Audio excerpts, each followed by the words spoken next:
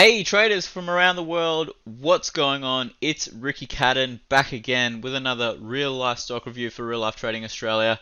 It's Friday, it is Good Friday, it's the end of the week, but I thought, hey, I know the markets are closed, but I'm going to do a stock review anyway on what happened in the Thursday US session. So without further ado, guys, I will be looking at TEVA, CCL, Save, APT, CBA, and NCM. They are the tickers that I will be looking at. Now, I have been working on something super special just the last few days. I've been working on an option pricing calculator. If you are a part of real life trading, you will get access to that very, very soon. Looks very, very sleek. Absolutely loving it. I'll kind of show it off in a little video over the next coming weeks or so. But let's take a look at what happened in the markets, guys. The SPY. We did have a retest gap yesterday, and as you can see, guys, I mean we are getting fairly extended here. As you can see here, we have come up about 14% just in the last week. So I do expect somewhat of a rest to occur. Now, if you take a look at the shorter term moving averages, we have smacked our head right against the 50-day EMA.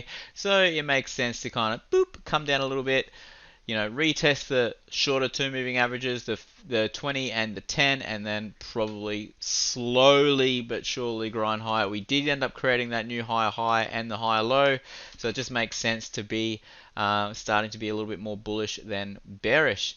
Let's take a look at TEVA. So TEVA, great buy. There was a few real life traders that bought right here in our trading room at $7 off this awesome Morningstar reversal pattern. Absolutely brilliant. I mean, on a weekly chart, guys, you can't really go past it. You can see here we have been here before, back in the 90s, early 2000s.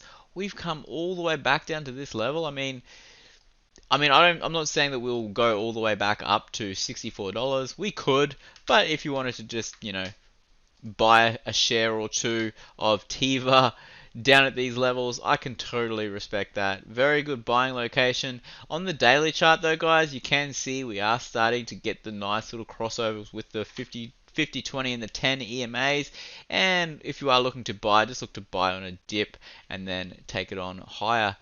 I did get into some leaps on Carnival Cruise Corp.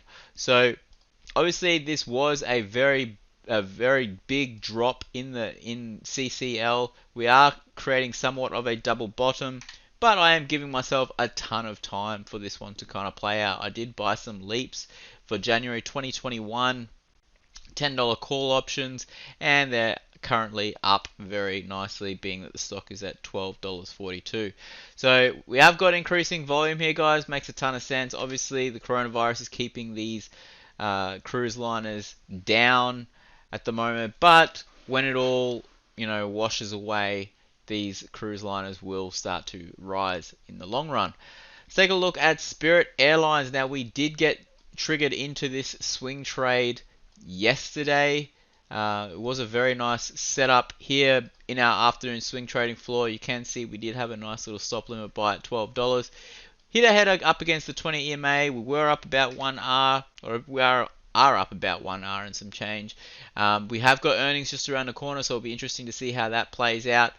But if we get a nice little gap up, we'll probably come up into about the $18 mark, and then I'd look to take profits around there. Let's take a look at the All Ords now. Obviously, there was no trading today in Australia, but the All Ords is looking pretty dismal at the moment.